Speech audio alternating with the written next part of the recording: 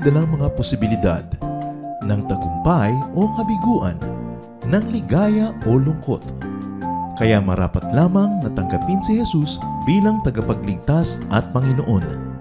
At matapos yun ay panariwain ang katapatan at paglapit sa Kanya bawat araw o day by day. Ang day by day ay naglalayong umalalay sa pang-araw-araw na pamumuhay.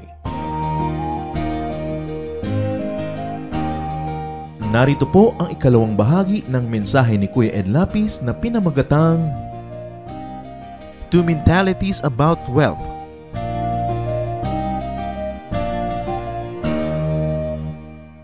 Pero pag nakikita mo yung mga manok sa mga probinsya, kumakahig yun, naghahanap ng makakain, isang kahig, may makitang kung ano doon, isang tuka, isang kahig, isang tuka. At hindi dapat ganoon ng tao. Kakain ngayon maghahanap ng uutangin, ngayon naghahanap ng bibilin, naghahanap ng pambili. May sakit ngayon mangungutang ng pambili ng gamot. Kailangan may nakaipon. Siyempre, madali naman sabihin yun, pero hindi naman lahat ng tao kayang gawin yun. Pero ang tanong, kasi hindi mo kayang gawin, tatanggapin mong gano'n na lang, o di ganyan ka na lang, o sige, gano'n na lang. Kailangan ibahin. Huwag kang mga tuwira na, madaling sabihin niya, pero mahirap namang gawin. Lalo namang mahirap na wala kang gawin.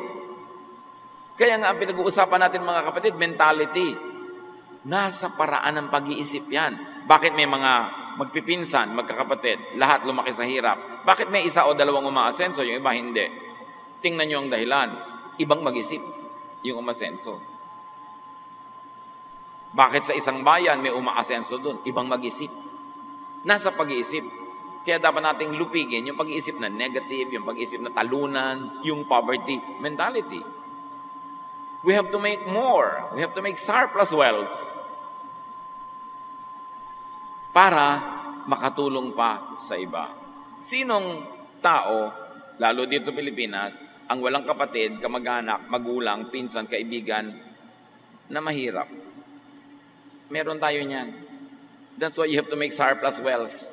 Whether you like it or not, kakatok yan sa pinto mo pagka walang pangsali na dugo, pagka walang pambili ng gamot, pagka na ang anak ay naaresto, nakulong, o nasagasaan, o nalagay sa ospital, pupuntahan ka. Ephesians 4:28, if you are a thief, quit stealing.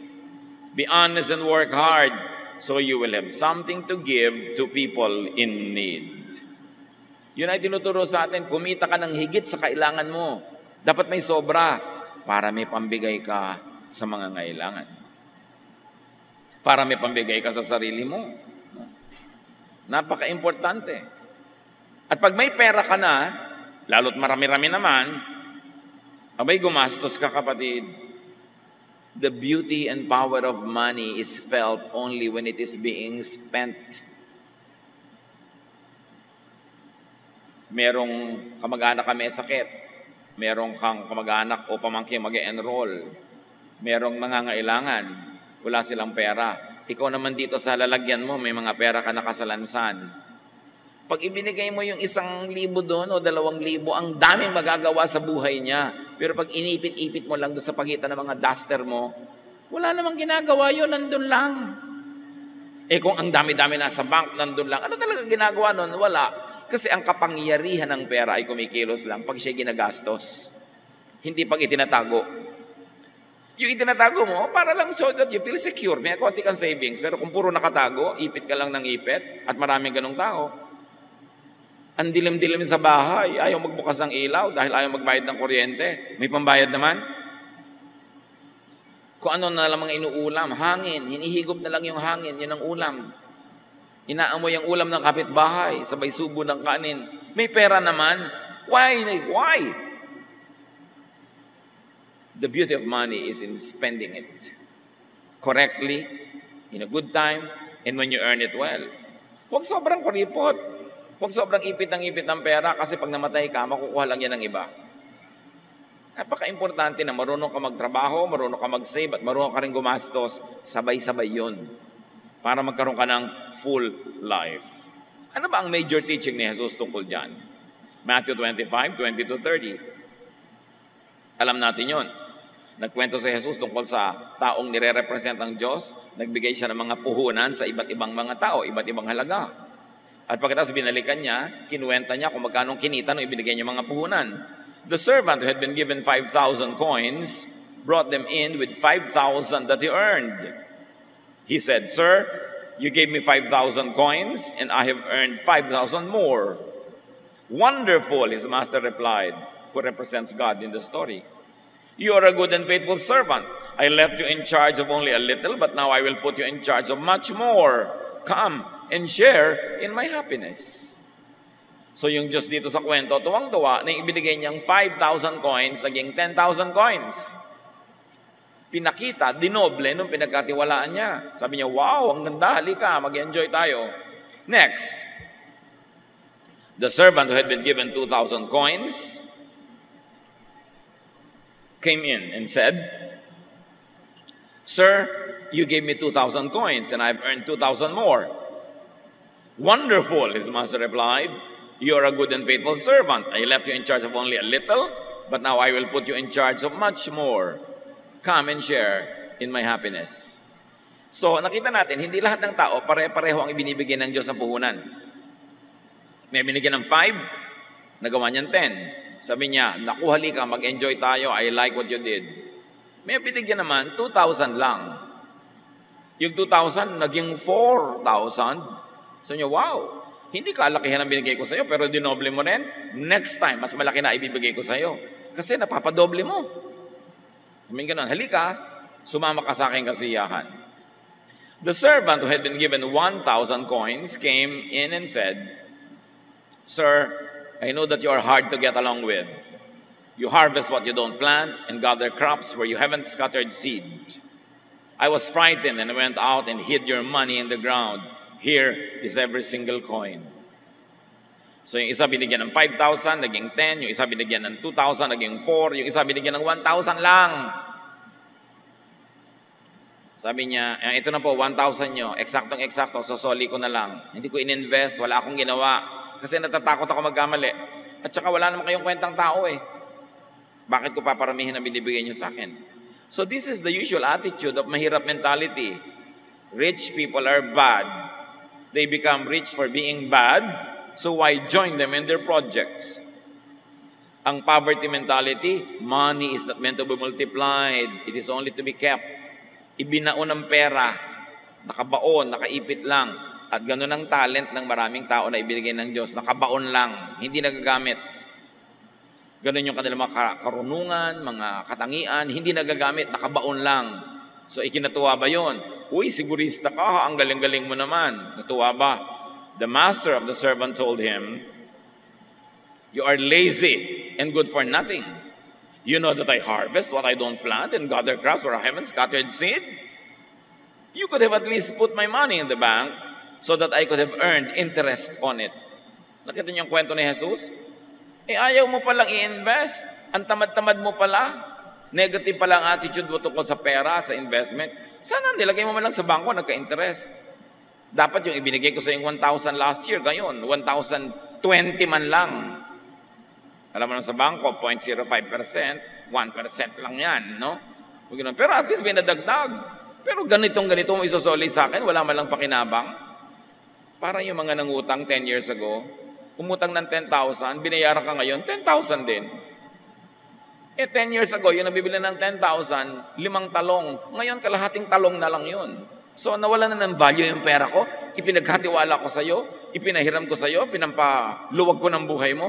So, soli mo sa akin, ganun lang yung face value. Yung economic value niyan, bumaba na. Mga kapatid, pag nangungutang kayo, pag nagbayad kayo, dagdagan nyo naman. Kahit malang isang pinya, idagdag nyo. Isang talong, isang singkamas. Hindi yung ganun-ganun nyo rin isosole, wala malang pakinabang yung nagpahiram sa inyo. Nangangalumatan na nga, kawawari gabi-gabi kung magbabayad kayo or not. Tapos ganun lang, wala siyang napala. Paano kayo pagpapalain ng langit kung ganun kayo uri mangutang? Hindi kayo blessing sa nagpautang sa inyo. Yun yung nagbabayad pa ha, meron pa nga hindi nagbabayad. Masama pa, loob pag nasingil, galit pa. So what was the master looking for? Interest. Interest man lang.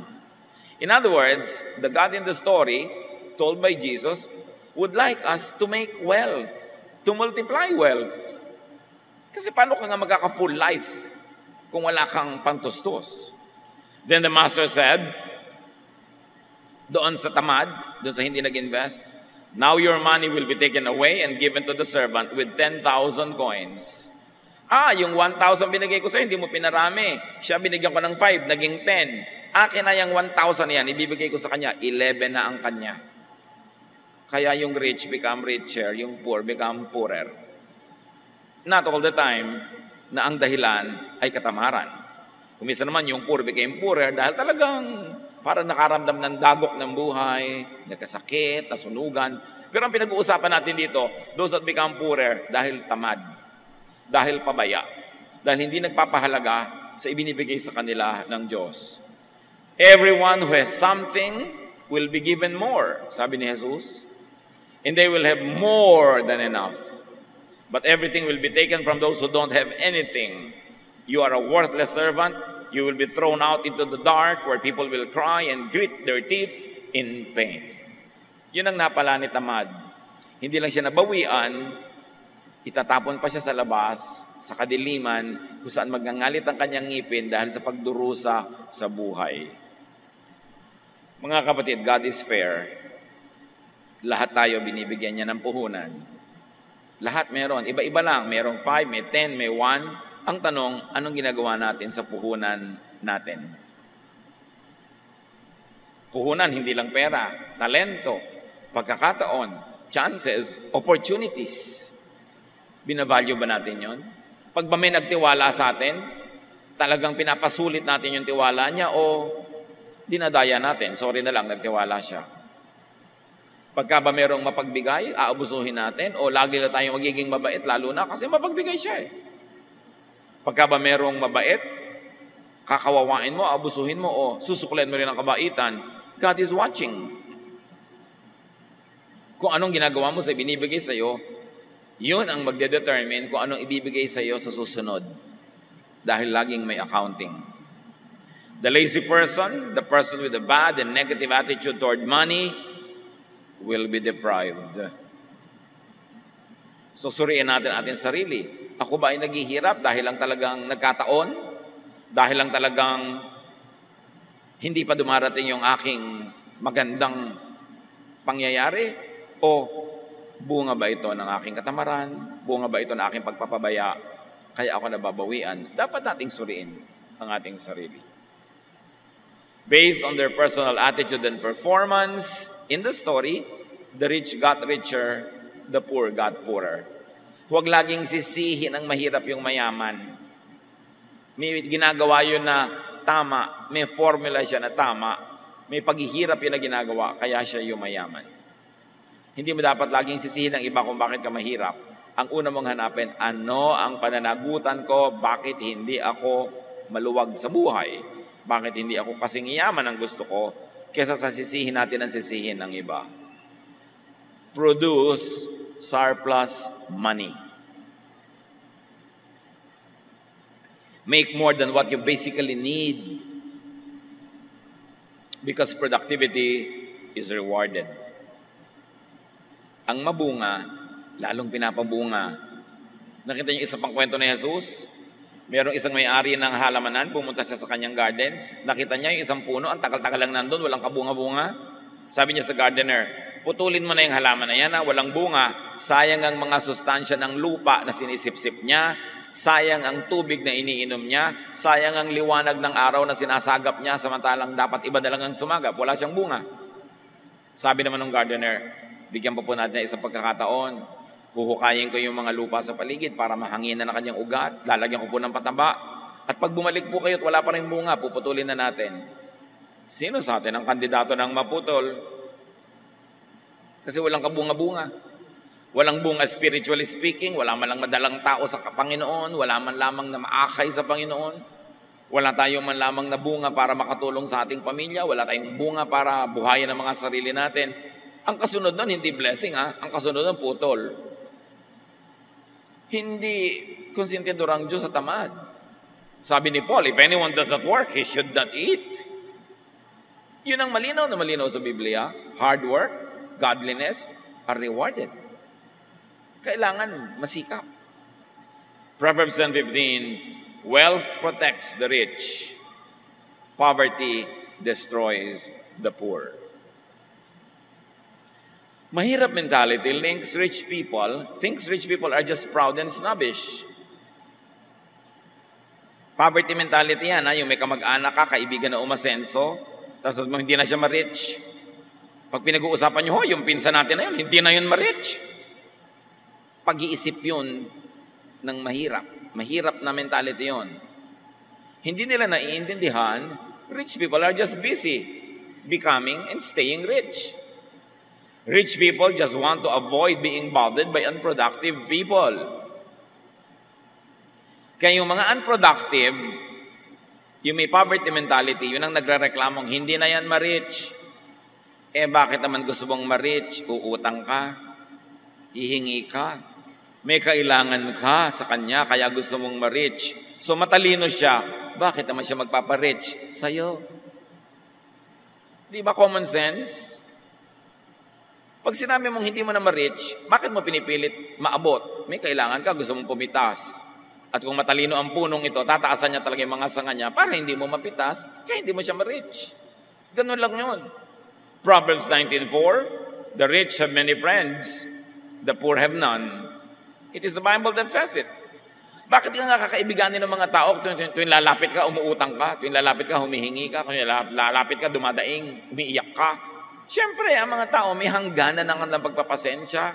Minsan may problema din sila, malungkot din sila, tapos papalungkutin mo. Pag nakita ka uli, iwasan ka na. Tapos sabi mo, hindi ma-rich. Pagka ang mga tao hindi nagpapa-rich sa'yo, ang tanungin mo yung sarili mo, bakit kaya ako iniiwasan? Nakakasakal ba ako? Nakakaabala ba ako? Kasi kung blessing ka, siguradong lagi kang kasali Bakit ka hindi sinasali? Baka umiiwas yung tao. At hindi lang yon. Because people who are excellent would like to be around similarly motivated and productive people. Kaya yung kapatid mo, kaibigan mo, pinsan mo hindi ma-rich. Kasi kung may oras siyang natira, mas gugustuhin niyan ang kasalamuhan niya, mga katulad din niya na productive, fruitful, progressive, para makabuti sa kanya at para siya mag-enjoy. Proverbs 13:20, wise friends make you wise, but you hurt yourself by going around with fools. So why will people go around with us if we are fools? And if we are not fools, people would like to be around us. So, tayo ang dapat nating tanungin, bakit ako iniiwasan? Hindi yung siya ang pipintasan mo, mayabang na yan. Kaya umiiwas. Ang tanungin mo, bakit ako iniiwasan? Importanteng malaman yun. Mahirap attitude focuses on saving. Magtipid kayo ng kuryente, magtipid ka ng gas, huwag mo nang initan yung pampaligo mo, kahit mag-inaw, gaso sa gas yan. O, ang tubig, patayin mo. O, sobra ka na mag-sipilyo, ha? Isang baso lamang ang budget sa bawat tubig. Huwag mo nang planchahin ang damit mo, gaso sa kuryente. Huwag ka na mag-electric fan, gaso sa kuryente. Mahirap people focuses on saving. Mayaman people focus on earning. Bakit ba puro magtipid ang laman ng utak natin? Bakit hindi kumita? Imbes sabihin mo sa anak mo, anak, magtipid ka ng kuryente. Ba't hindi mo sabihin, anak, kumita ka. Ang dami-dami mong oras. Computer ka ng computer. Text ka ng text. Maghanap ka ng magagawa kahit part-time job. Para, sige, magkuryente ka, 3 electric fan. Lunurin mo yung baga mo sa electric fan, pero kitain mo yung pambayad. Huwag tayo lagi magsabing, magtipid, magtipid. Ang sabihin natin, kumita, kumita. Because when you earn more, you can spend more, you can give more. So, ba't uubusin mong oras mo sa pagtitipid? Pero siyempre, kung wala kang kinikita, dapat ka magtipid kasi hindi mo alam kung kailan uli may lalaglag na blessing. Pero imbes, puro pagtitipid ang isipin natin, paano kikita ng masigit pa? Proverbs 11:16, the timid become destitute, but the aggressive gain riches. Mag-isip ng pampayaman, hindi mag-isip ng pampadjeta. Proverbs 11:24, some people spend their money freely and still grow richer. Others are cautious and yet grow poorer. Isang hiwaga daw ng buhay yan na dapat natin tanggapin. Bakit meron gasta ng gasta, lalo nagkakapera, meron naman tipid ng tipid, lalo naghihirap? Well, sinong nakakaalam ng ganyan mga bagay? Ang protection mo lang sa ganyan is to just earn more. There is a mysterious path of blessing. There is the time and chance factor in money matter. Talagang may mga bagay na mahiwaga na hindi abot ng isipin ng tao. Sabi ni Solomon sa Ecclesiastes 9:11, "Here is something else I have learned. The fastest runners and the greatest heroes don't always win races and battles. Wisdom, intelligence, and skill don't always make you healthy, rich, or popular. We each have our share of bad luck." Sabi niya, hindi naman ko mo magaling ka, mananalo ka na eh. Hindi ko mo talino ka, yayaman ka na. Ang ganon, meron din talagang minamalas-malas. So, hindi ko mo mahirap ka ngayon, ibig sabihin pabaya ka o tamad ka o ikaw may kasalanan, baka inaalat ka lang. So, ibahin ang timpla ng buhay para matanggal yung alat. Para maiba ang takbo ng buhay. Pero meron naman, hindi ka inaalat, tamad ka kasi. Ganun lang yun. Wala ka, batugan ka kasi, no? Wala kang ginagawa, asa ka lang ng asa. Kaya ka mahirap, gumagastos ka ng higit sa kinikita mo. Hindi alat ang tawag doon. It means you are spending more than what you're earning. So dapat marunong tayong sumuri sa ating sarili. Mahirap mentality uses the body to make money. Hinahampas ang katawan sa trabaho. Mayaman mentality uses money to make the body more healthy. Ano ibig sabihin natin dyan? Iisa ang katawan mo. Pag yan lang ang hinahampas mo sa trabaho, kahit kumita ka, mamaya bibigay din ang katawan na yan, magkakasakit yan. At ito, ang kaisa-isang instrumento ng mga maralita, yung katawan nila. Ibebenta mo ang katawan mo sa employer from 8 to 5, hindi ba binibenta mo, o eto katawan ko, gamitin nyo ako, tagalagay ng mga ganito sa supot, taga-bukas ang pinto, tagalinis ng ganito, o eto katawan ko, binibenta ko ang aking katawan at ang aking oras. At pagkatapos mong bilhin ng aking oras at katawan, lupay-pay na ang katawan ko, wala na akong pakinabang sa aking sarili. So magpapahinga na lang ako para bukas, may lakas uli ako para ibenta ko uli sa yung katawan ko. Magtatrabaho uli ako hanggang mapagod. Kikita lang ako para may kainin, pero hindi sapat. Ang payong ko, 3 buwan ng hulugan, hindi pa tapos ang hulog. Pero trabaho ka ng trabaho, pagod na pagod ako. Hindi ka ba dapat makahalata na merong dapat ibahin? Kasi pagod na pagod ka naman, pero walang bunga. Proverbs 14:30, "A tranquil mind gives life to the flesh, but passion makes the bones rot." Especially the passion to survive. Selling one's body, one's time, one's youth, one's energy to employers does not usually earn enough to enjoy wealth to the fullest. Yung meron ka laging empleyado mentality, meron siguro talagang cut out for that, pero meron mga iba, hindi. Kung hindi kayo cut out for that, gumawa kayo ng paraan para magkaroon kayo ng sariling hanap buhay, sariling negosyo, or sideline. No? Kasi nagagastado ang katawan.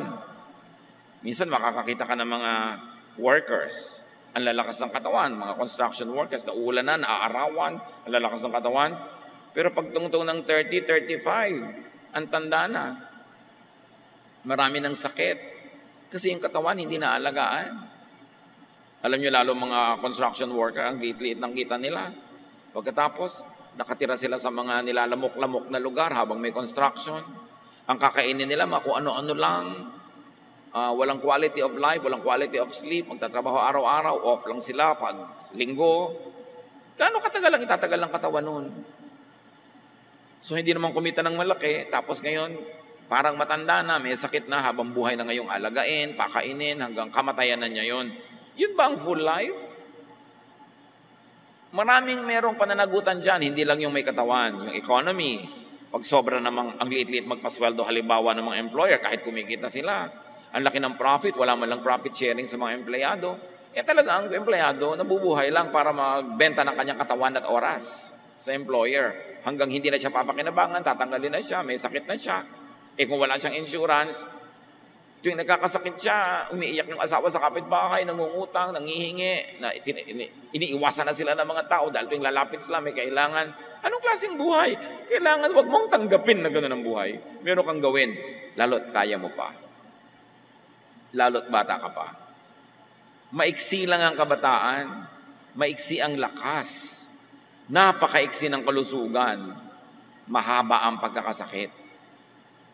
Paghirap ka sa buhay, madaling tumanda, madaling magkasakit.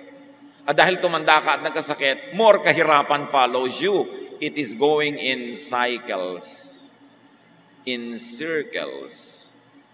Dapat kumawala sa cycles of poverty. Sasabihin ng iba, ano magagawa ko? Mahirap ako. Wala kang gustong isipin. O di sige, tanggapin mo. Papaikot-ikot ang buhay mo. Ganyan din ang mangyayari sa anak mo. Hindi mo mabibigyan ng ticket to financial freedom dahil hindi mo mabigyan ng edukasyon, hindi mo mabigyan ng background, edi mamanahin din niya yung trabaho mo, mamanahin din niya yung buhay mo, paulit-ulit. Kaya dapat suriin. Ano ang maliit, kahit na maliit na butas na pwede mo daanan para kumawala ka sa kahirapan, makagawa ng paraan. At tayo naman ang mga hindi naghihirap sa ating mga kapatid, abay, gumawa natin ang paraan na yung mga naghihirap dyan ay makaahon. Kung ikaw employer, magbigay ka ng more sweldo, profit sharing. At kung ikaw may kaya sa buhay, lagi may nagtatanong sa akin, hindi po kami masyadong mayaman, pero ano pong pwede namin gawin para tulungan ang mga kahirapan ng ating bansa? Magpaaral ka kahit isang anak ng mahirap. Magpaaral ka ng isang estudyante hindi mapag-aaral ng magulang. Kaya mo namang iagaw sa budget mo, gawin mo yon. Yun ang contribution mo sa ating lipunan. Kasi pag may isang nakapag-aaral, isang umahon sa buhay, hihilahin niya pataas yung kanyang mga kamag-anak, yung nanay niya, yung kapatid niya, ibibili niya ng gatas yung mga pamangkin niya. So yun ang contribution mo sa society. We can all do something. We should not behave like victims all the time. Kung ikaw yung parang victim, gumawa ka ng paraan para maiba. At yun namang mga may kaya na hindi sila ang victim, huwag na tayo ang mambiktima. Tulungan natin yung mga kawawa para maiyahon sila. Dapat baguhin ang buhay. Kailangan ng tao ngayon multiple incomes. Hindi iisa lang ang pinagkakakitaan. Kailangan may sideline ka pa. At mahalaga, hindi lang iisa yung tinatawag na breadwinner. Yung ate ko kasi breadwinner namin ano ka, bread eater. Ano yung kapatid mo? Bread eater din po. Yung isang kapatid mo nag-asawa ng kay aga-aga, bread eater din po. Yung naging anak niya, milk drinker naman po. So, sino lahat ang pinanggagalingan yan? Yung ate ko pong breadwinner, kaya kayo maralita. Dapat pag bread eater ka, breadwinner ka rin. Liban na lang, sobrang tanda, sobrang bata, o may sakit. Dapat tanggalin natin sa bokabularyo natin yung breadwinner. Bakit kailangan may breadwinner? Dapat lahat breadwinners. Hindi aasa ka lang sa isa. Kawawa naman. 40 anyos na, hindi pa nagkakanobyo. Tapos ikaw, 16 pa lang, may 3 anak ka na, siya pa ang nagpapa-aral sa anak mo, sobra ka nag-enjoy sa buhay, tapos yung ate mong matandang dalaga ang nagka-losyang-losyang na sa pagpapakain sa'yo. Napaka-unfair kumisa natin, may breadwinner pa. Hindi ka dapat asa ng asa kung mo binibigyan ka, kumisan naaawa sa'yo, o mahal ka talaga, o hindi na lang makakibo. Pero dapat gumagawa ka ng paraan. Walang breadwinner. Kaya maganda magkaroon ng sariling negosyo or sideline. Kahit may trabaho ka pa. Kasi maraming gasto sa buhay. Nung araw, di naman natin binibili ang drinking water. Ngayon, binibili mo na. Nung araw, wala namang load na telepono. In fact, wala kang telepono. Mental telepathy na lang. No? Pero ngayon, nagbabayad ka pa niyang load. Ang daming binabayaran ngayon. May cable pa. Sari-sari. Kada kilos mo gastos. Tapos, wala kang trabaho. Ano yun? Proverbs 15:15, the life of the poor is a constant struggle. But happy people always enjoy life. So get out of that struggle. Balikan natin na sabi ni Jesus, John 10:10. The thief comes only to steal and kill and destroy. I have come that they may have life and have it to the full. How much money does a full life require? May minimum requirement yan. Earn it or deserve it. Romans 12:2. Ano mang dapat baguhin sa buhay, dapat mo nang baguhin sa isip. Do not conform to the pattern of this world, but be transformed by the renewing of your mind, Then you will be able to test and approve what God's will is, His good, pleasing, and perfect will. If you're already rich, change your life. Become richer.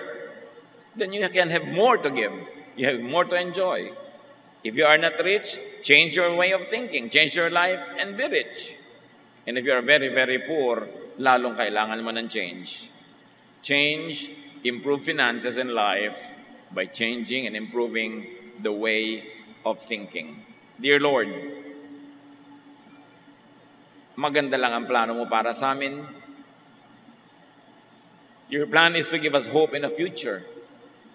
So turuan mo kami na isang ayon ang aming katawan, ang aming isip, ang aming lifestyle sa plano nyo para sa amin.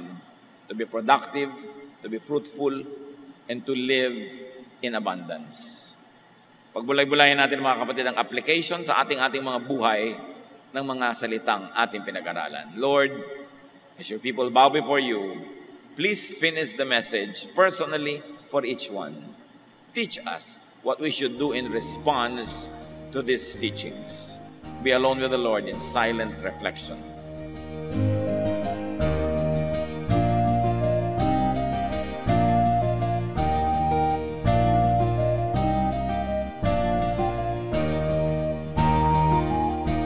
Ang katatapos mong ikalawa at huling bahagi ng mensahe ni Kuya Ed Lapis ay pinamagatang Two Mentalities About Wealth.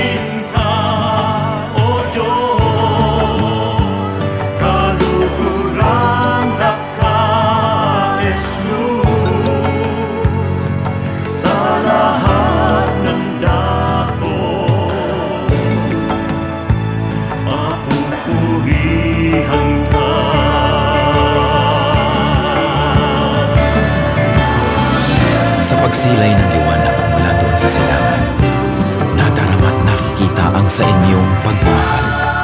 Lumalandas, humahawan, tumatanglaw sa aking daan, nangunguna, gumagabay sa aking bala ng hakbang. Sa pagdatalyaong gabi na malamig at mainam, akin namang nalalasap ang inyong kapayapaan. Patiningning ng bituin at liwanag niyang buwan, ay banayad kaya tulog, ay madlang kapahingahan. Sa gabi man o sa araw, sa diliman o liwanag, kayo ay aking kapiling sa lahat ng kalagayan. Ako'y hindi natitiis, ako'y hindi iniiwan, kaya lubos na papuri ang sa inyo'y aking alay.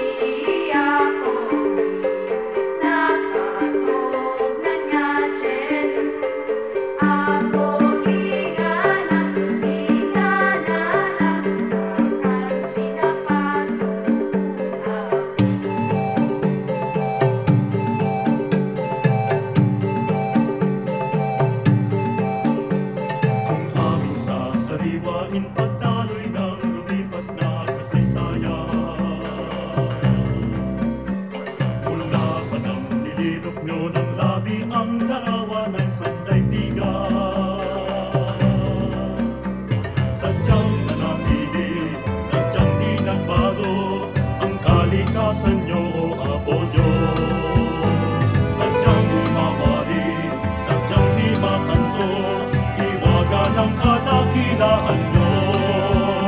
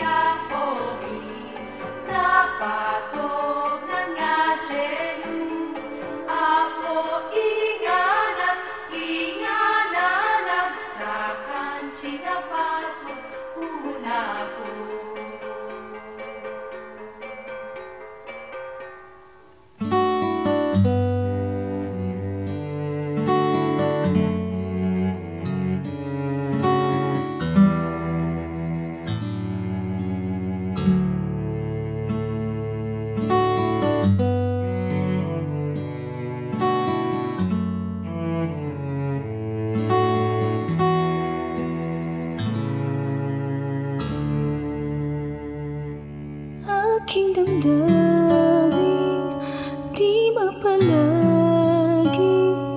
at ang isipan ay laging ligaw.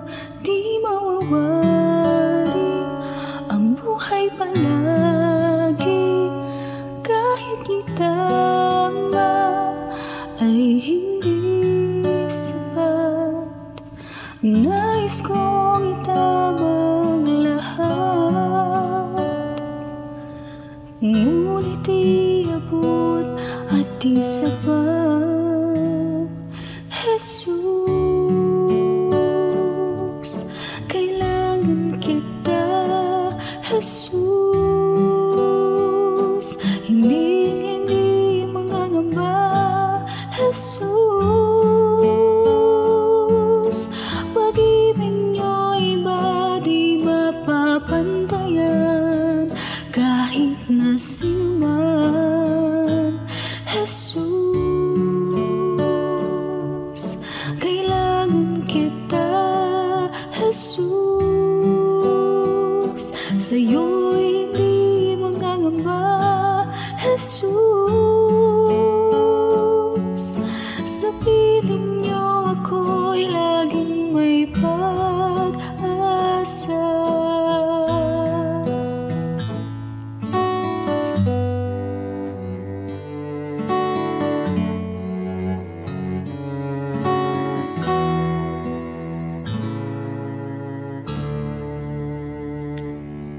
Aking damdamin di mapalagi, at ang isipan ay laging ligaw. Di mawawari ang buhay palagi, kahit itama ay hindi sapat. Nais kong itama ang lahat, ngunit iabot at di sapat. Jesus, kailangan kita. Jesus, hindi mangangamba. Jesus, pag-ibig niyo'y iba di mapapantayan, kahit na sino man. Jesus, kailangan kita. Jesus, sa'yo'y hindi mangangamba. Jesus, sa piling niyo ako'y laging may pag-asa. Jesus, kailangan kita. Jesus, hindi mangangamba. Jesus, pag-ibig niyo'y iba di mapapantayan, kahit na sino man. Jesus, kailangan kita. Jesus, sa'yo'y hindi mangangamba. Jesus, sa piling niyo ako'y laging may pag-asa.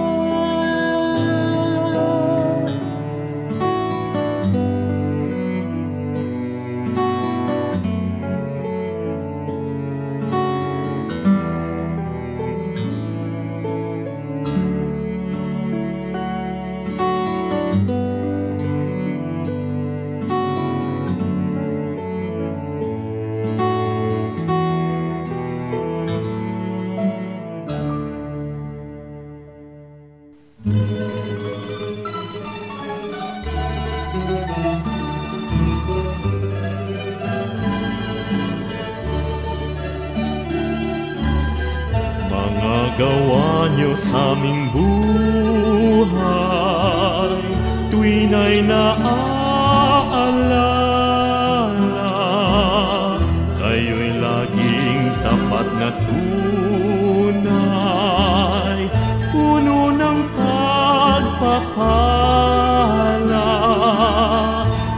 ama't sala'y pinatawad, nilinis niyo, Diyos. Pakinggan niyo't aming ilalahad, awit sa inyo, Jesus. O kay sarap mabuhay sa piling niyo, Jesus. Bawat landas may kulay, kasiyahay lubos, ang tanging ninanais ay magpuri sa inyo, lalo lang tumatamis sa piling niyo, Jesus.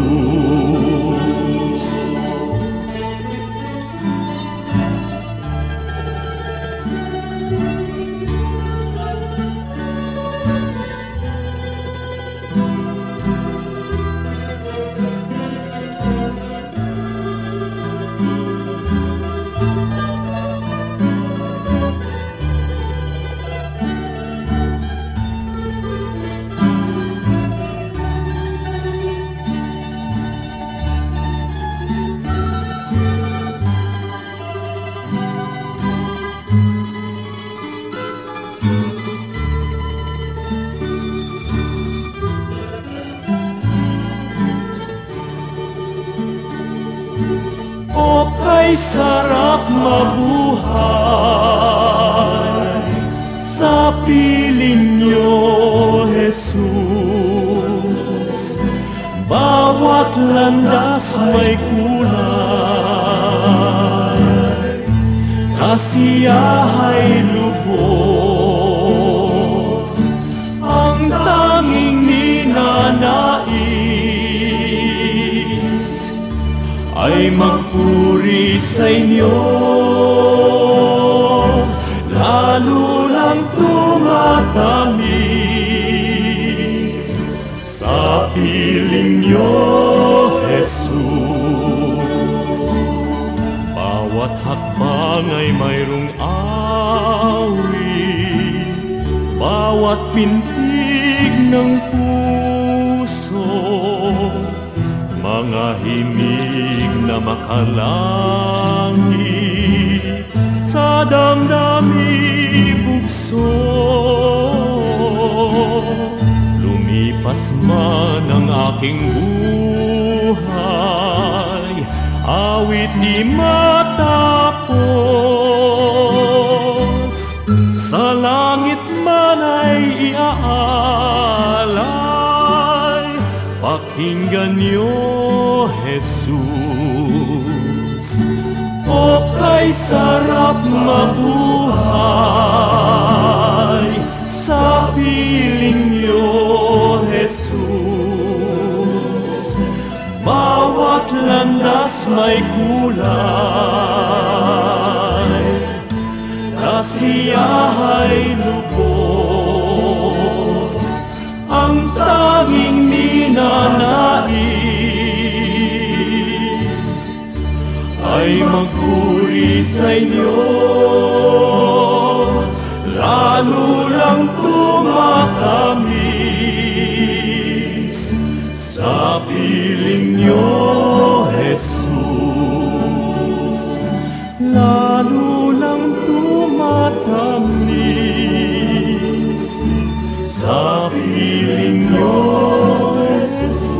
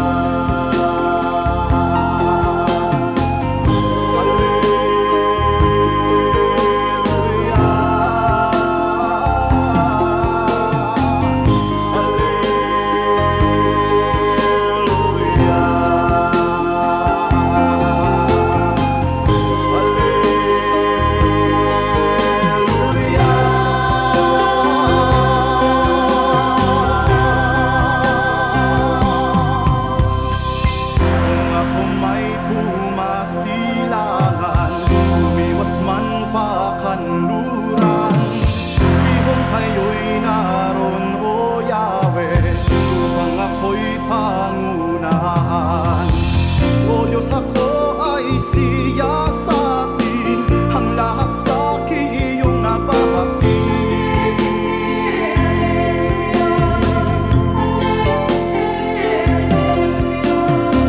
Sa buhay na walang hangganan, samahan niyo ako at ihatid. Hallelujah, hallelujah,